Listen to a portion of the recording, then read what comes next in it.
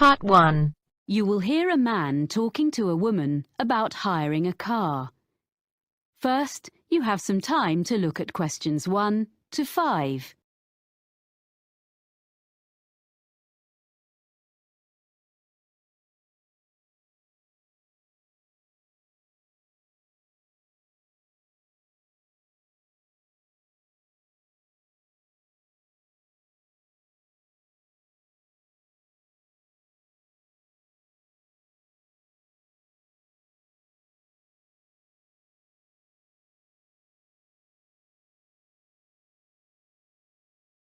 Hello, how can I help you?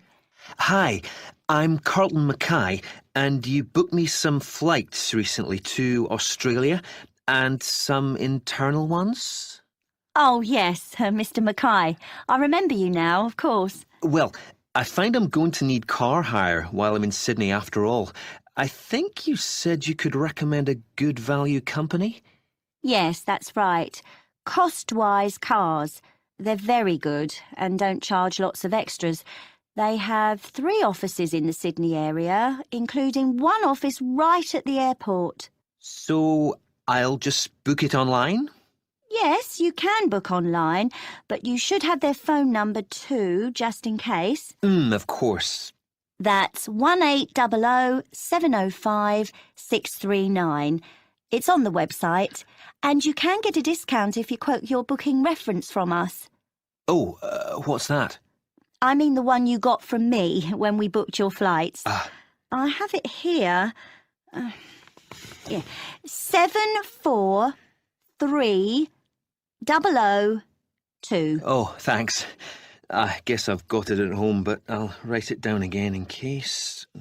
A discount is good. So, where exactly is the office? I'll be coming to the domestic terminal from Melbourne. It's immediately outside the international terminal. OK. And another thing I want to check is, will they be open when I arrive, or is it just office hours? Well, they open at 6:45 and close at 6:15 in the evening. So let's see. You're due to land at 6:10. By the time you've collected your bags and so on, which will take a little while, they won't be open. But if you arrange it in advance, they can wait for you. You do have to pay an extra $30 for that, though.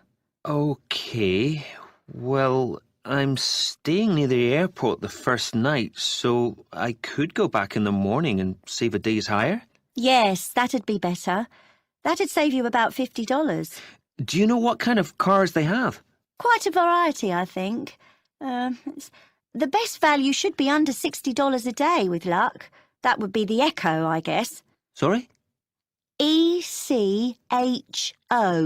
Like when your voice bounces back? Before you hear the rest of the conversation, you have some time to look at questions 6 to 10.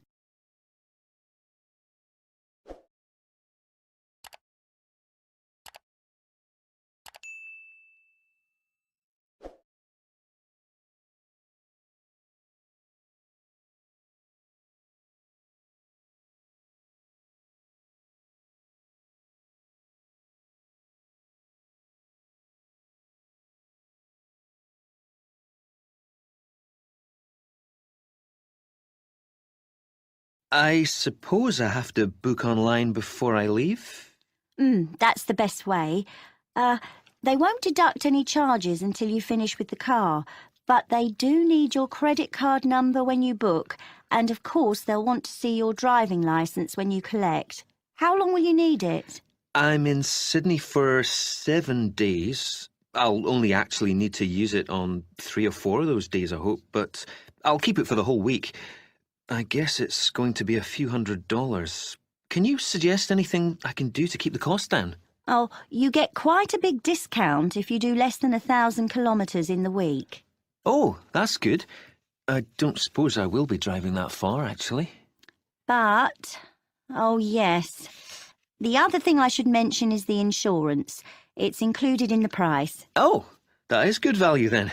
Yes, But what you must remember is that it doesn't cover anything except the car, so you must be careful not to leave anything at all in it when you park, because your luggage isn't insured, even if it's out of sight, locked in the boot. Yeah, well, I think my travel policy will cover that, actually. Good. OK, and can I return the car outside office hours? My flight home is very early in the morning. Can I put the keys through the door or something? There's a secure box just outside the office on the pavement. You just drop the keys in there. Oh, good. And one other thing, you should remember to buy petrol before you leave it. If you don't drop the car back with a full tank, you get charged to fill it. I recommend you go to a supermarket before you go out to the airport. Thanks for the tip. Not at all. Do call in again if there's anything else I can help with. I will. Many thanks. That is the end of part 1. You now have half a minute to check your answers.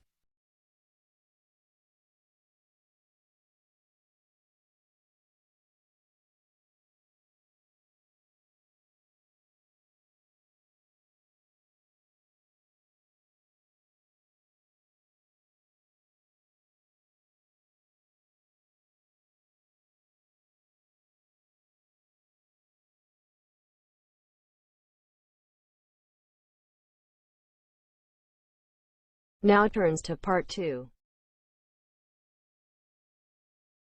Part 2. You will hear an extract from a talk about employment interviews.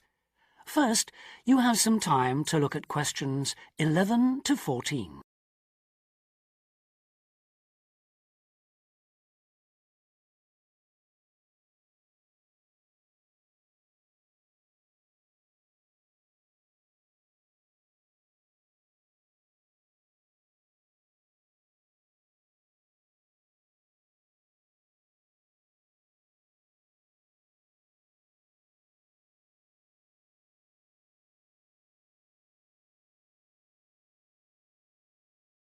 Today I have with me Sandy Richardson of the local Workforce Center, and she'll be talking about that critical step towards the goal of employment, the interview.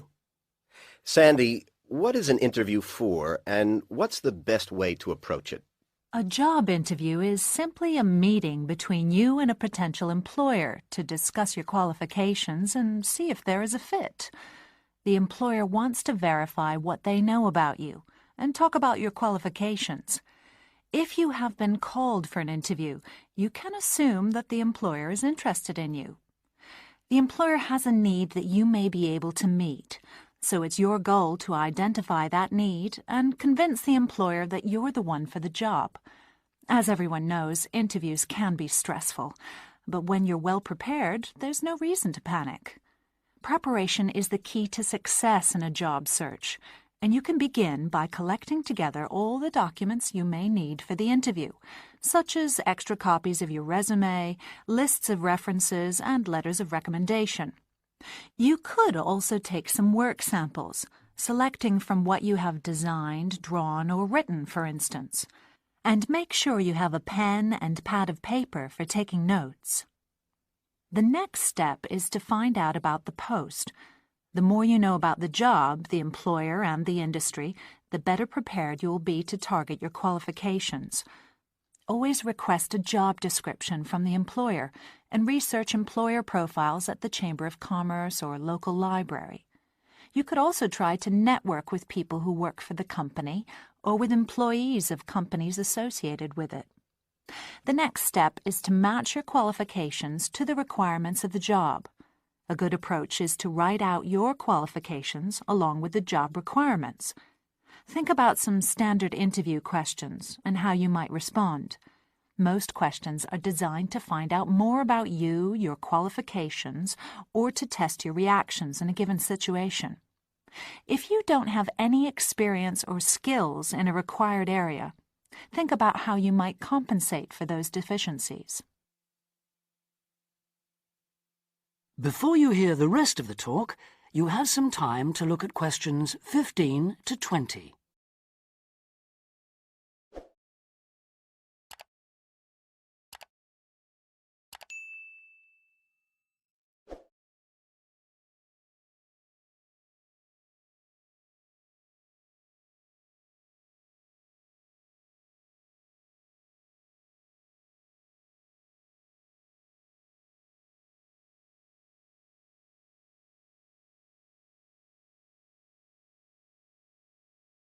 During an interview, it's important that you be yourself.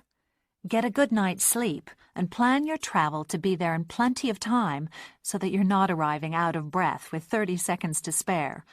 Don't, though, present yourself for the interview too early, 10 minutes at most. In the interview, listen carefully to each question asked. Take your time in responding and make sure your answers are positive. It's important to express a good attitude and show that you're willing to work, eager to learn, and are flexible. If you are unsure of a question, don't be afraid to ask for clarification.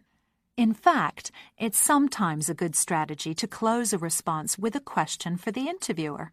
In general, focus on your qualifications and look for opportunities to personalize the interview. Briefly answer questions with examples of how you responded in comparable situations, from either your life or previous job experiences. Something you should avoid are yes or no responses to questions, but don't dwell too long on non-job related topics. Use caution if you are questioned about your salary requirements. The best strategy is to avoid the question until you have been offered a job. Questions about salary asked before there is a job offer are usually screening questions that may eliminate you from consideration, so be warned. On the other hand, it isn't inappropriate to show your enthusiasm if your first impressions of the interview and of the employer are good ones. So, if the job sounds like what you are looking for, say so. Keep in mind that the interview is not over when you are asked if you have any questions.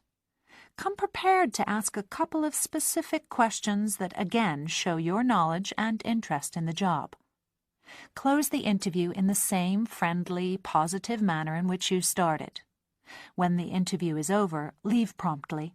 Don't overstay your time. Think about the interview and learn from the experience. Evaluate the success and failures. The more you learn from the interview, the easier the next one will become. You'll become much more confident. To close, here are a few more tips.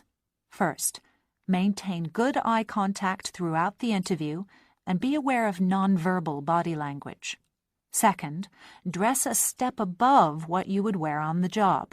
Go to the hairdressers, have a shave, etc. Remember that your appearance is a key indicator of whether you have the right attitude, so it can pay to give some thought to how you look. And finally, don't be a clock watcher. That is the end of part 2. You now have half a minute to check your answers.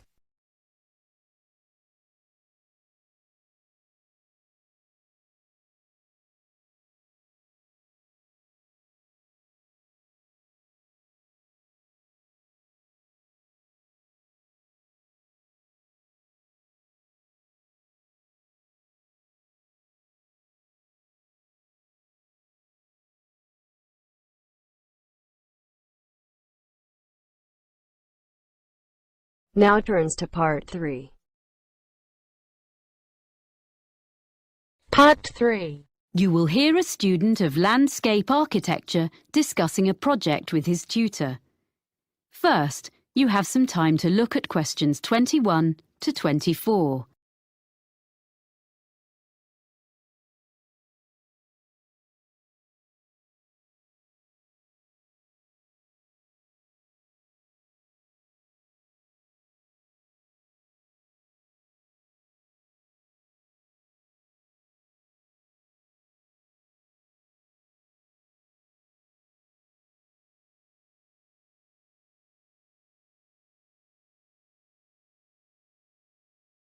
So, let's hear what you're doing for your next project.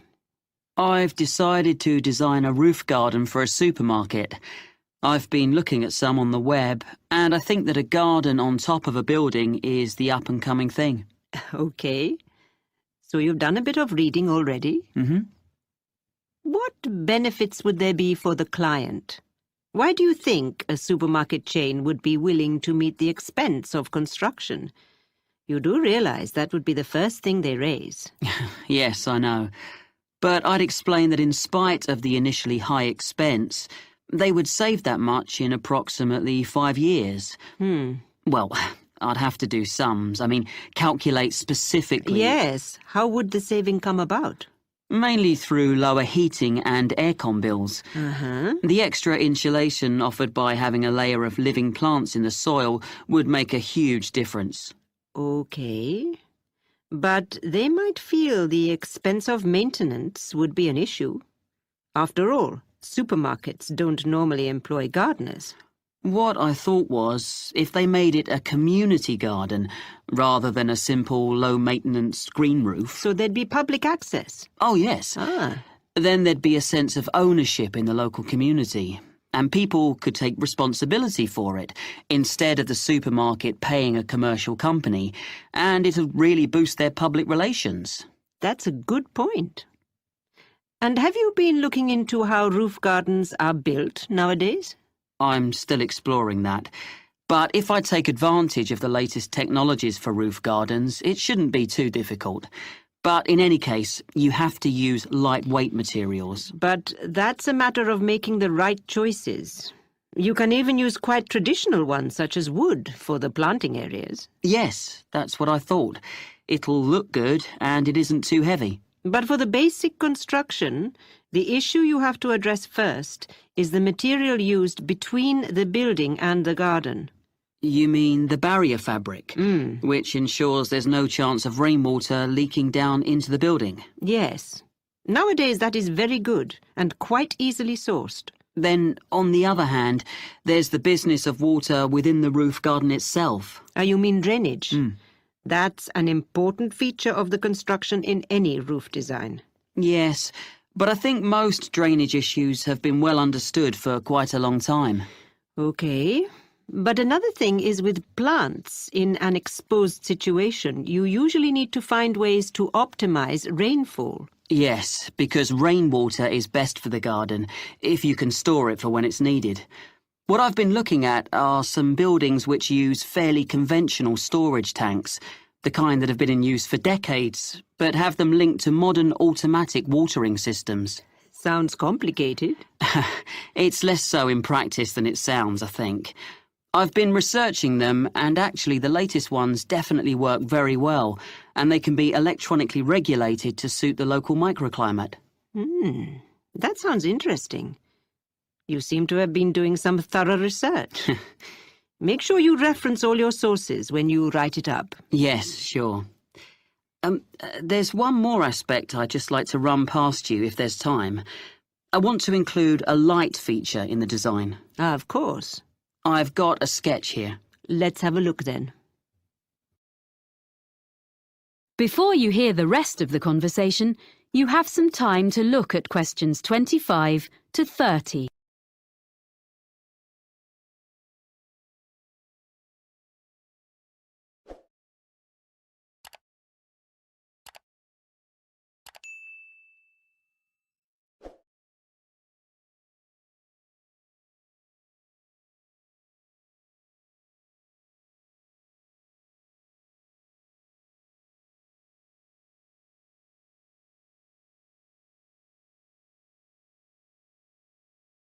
Well, I was really impressed by something I saw on a roof in Cornwall, and I'd like to design something similar. You have an area of planting, and I'm thinking of installing this lighting in an area filled with low-growing evergreen shrubs. You'd have to have lights and things well away from anywhere children might be. But I can see this could be very effective, if a bit complicated. How would it work? On this drawing, this is a section view. You have this low wall on the right. Yes, that's it. This is just one element, and these areas would be repeated all round the planted area. I think this will probably be a wooden wall using reclaimed timbers with an angled ceramic top surface. Perhaps even ridge tiles, like they use on roofs? Ah, yes. That'd be just the sort of thing. And that'd make it weatherproof. And then the heavy-duty electric wiring comes up through the floor just outside the planted area and into the wall. Then it's brought through to a projector low in the side of the wall, and that sends a beam of light along the fibre optic cable. So there's no electricity in the actual lights. The fibre optic goes across the surface of the soil in the planting area. Yes, that's the beauty of it. The shrubs will soon grow to cover it up, of course. And then the cable goes past a wooden post, which is between the shrubs and can be a support for them as they grow bigger, and then runs up into each element of the installation. So the light beam is carried up to the top of each element and illuminates a kind of conical glass cap? I see. Is that the bit which would glow in the dark? Yes. And what's the cap supported on? Is it a wall? No, it's a slender acrylic rod, like the stem of a flower or mushroom, which the cable runs up inside of. Well, I'll be interested to see the final drawings. Oh, thank you. I'm looking forward to putting it all together. That is the end of part 3. You now have half a minute to check your answers.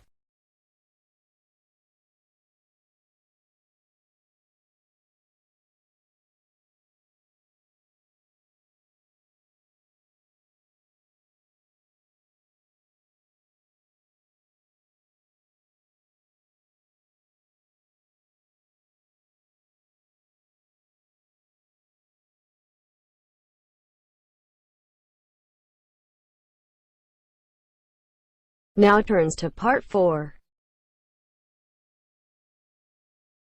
Part 4. You will hear part of a lecture about the school calendar. Listen carefully and answer questions 31 to 40.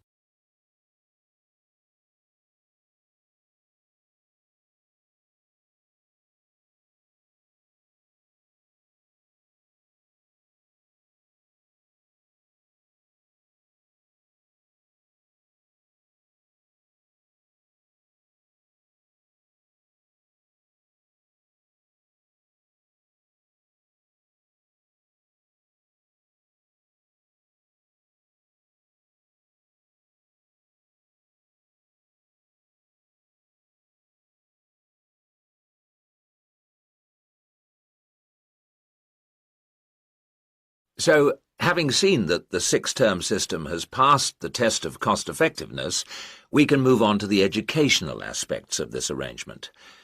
Firstly, all the terms would be approximately the same length. Instead of terms up to 13 weeks, which we have now, there could be a repeating pattern of 7 weeks of term time plus 2 weeks of vacation. This would be repeated 6 times per year.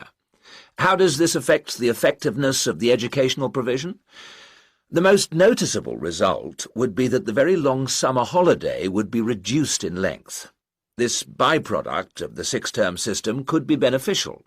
There's plenty of evidence of huge learning loss by pupils during the summer holidays.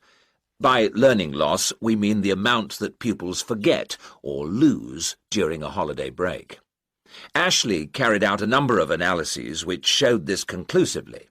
He investigated 39 studies examining the effects of summer holidays on standardized test scores. His analyses indicated that summer learning loss equaled 2 weeks to 7 weeks of instruction. On average, children's test scores were 3 weeks lower than when they left school in the previous term. He also found differences in the learning loss effect according to subject. The subjects he analysed were reading, writing and maths, and he found that the effect was greatest in maths and reading. Furthermore, although all social groups experienced roughly similar learning loss in the field of maths, the studies found that disadvantaged children showed even greater losses in reading skills. So, the problem of learning loss in traditional schools is clear. However, the results of studies into the six-term system and learning loss are ambiguous. Marchmont found that pupils in six-term schools maintained their test scores after the shorter holiday period. This is certainly an improvement on the traditional system where, as we have seen, pupils perform worse after the summer break. Benson, however, found no differences between those in traditional schools and on the 6 terms schedule. It would seem reasonable that if long holidays result in learning loss, then shorter holidays should result in less learning loss. So we await the outcome of further studies. Historically, of course, everyone knows the reason for our system of 3 terms per year. In days when agriculture was of much greater importance in our working lives, it was essential that the children helped with the harvest. Later on, this changed, and more people moved into the towns. But then there was a new problem. Before air conditioning, it was very impractical to try to teach children in the summer months. Nowadays, that's no longer a barrier. One way of providing something different is the summer school. Here, there is a completely different kind of educational provision. Cooper and others investigated 93 summer schools and the results they achieved. They all had a positive effect on learning. Most summer schools, of course, have small classes, and class size was shown to have a positive effect. Additionally, summer school children usually benefit from a great deal of parental support, not least because payment of fees is involved, and this, as so often, was shown to produce very good outcomes. Results were most impressive, in maths in general. That is the end of part 4. You now have half a minute to check your answers.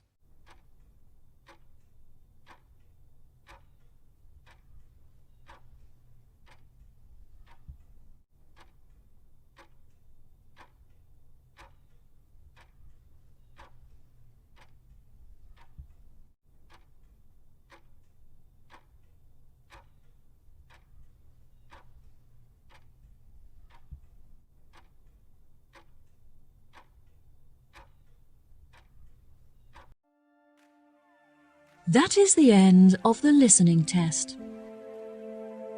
In the IELTS test, you will now have 10 minutes to transfer your answers to the answer sheet.